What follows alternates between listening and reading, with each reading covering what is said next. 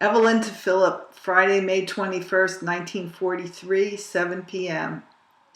Dearest baby, here is Friday night, and I wonder, will you come home? We're expecting company, the Browns and Dvorsha. I called Lil last night. She's busier than busy, but promised she'll try to visit me in the near future. I got plenty of sleep last night, and though I worked steadily all day, I'm not tired. What a blessed change. I could and would do anything at the moment, providing, of course, that it be done with, by, and for you. The weather sure has been miserable these past few days. Rain, rain, and more rain. But who cares, just as long as you're nearby. Page 2. Adele didn't wake me till 6 a.m. this morning, and I'm glad she didn't. She did something real cute today. She took the bottle of orange juice by herself, put it in her mouth, withdrew it, and replaced it again. I put her on the toddy seat twice today, and she did something each time. She's also learning to paw my face and play with me. Mom bought her a white crinkle crepe nightgown the day I visited you, 'cause she couldn't find anything to put on Adele. Jack called last night and hopes to be in this Sunday. He's pretty sure he will be. We're all wondering how we're going to get to Etta's Page 3 wedding. The connections there and back are terrific. After 8. Gosh, sweet, I feel so low I could scream. Please, baby, try in some way to see me, even if I do have to spend a night there. I counted on seeing you, and I don't have to tell you what a kick in the pants it is for me. I love you so very much, my dearest, and it hurts way down deep.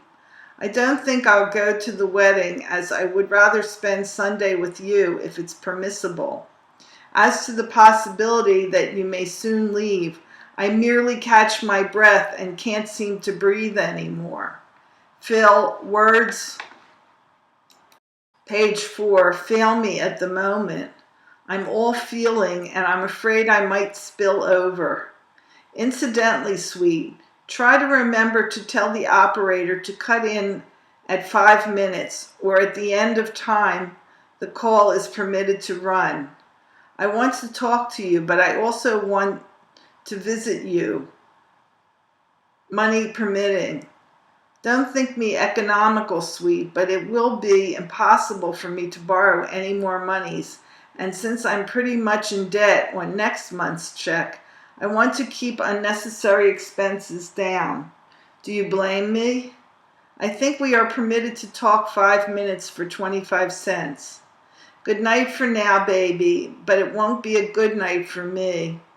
I love you, Phil. Your Ev. P.S. I forgot to bring the GNM.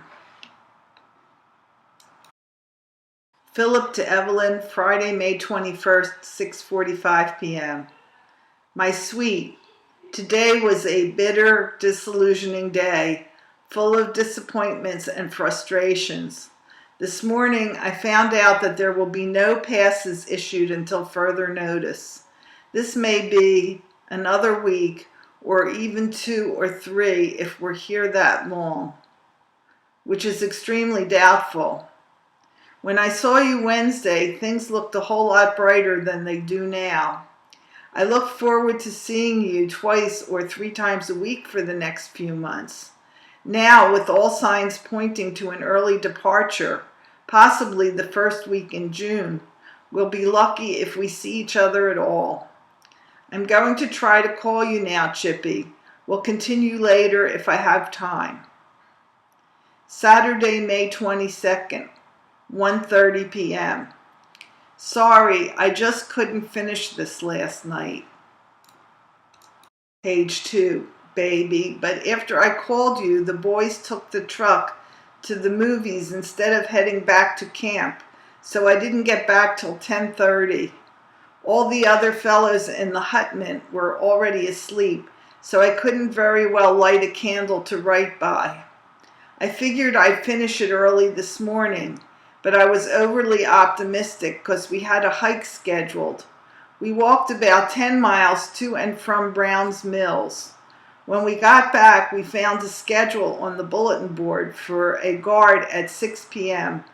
HQ containing the names of about 2/3 of the entire company. Naturally, your hubby's name was on the list. This means we shall work all through the weekend without a break. The boys are madder than hell, and no one more so than I. But what in hell can we do about it? They're going out of their way to make it tough for us, and we have to take it. All this wouldn't bother me if it weren't for the fact that we are so closely restricted that I can't even, page 3, get to see you. And the hardest thing to bear is the CO's assertion that there will be no passes, period. If we only knew how long we had to wait for passes, we could console ourselves in looking forward to that day, but we don't even get that crumb of comfort. The strong possibility that I may go overseas in 2 or 3 weeks without getting home once more is driving me slowly but surely to distraction. I've never been quite so disgusted and resentful of the state of affairs as I am at this moment. I won't even be able to call you tonight, and possibly not tomorrow, because we go on guard at 6 tonight and don't come off till 6 tomorrow night. I'm sorry if this letter distresses you, honey, but I don't want to raise any false hopes in you. Rather, I want you to expect the worst.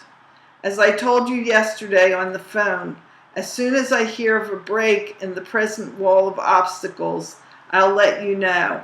If there is any possibility, page 4, of my being allowed to see you in Wrightstown, I'll certainly take advantage of the opportunity. But again, I warn you, don't look forward to it. I know this enforced separation, when we are so close to each other, hurts terribly, but since we cannot help ourselves, we must try to take it in stride. So long for now, dearest, and give my love to all the family. Kiss the pumpkin for me. I love you. Your Phil.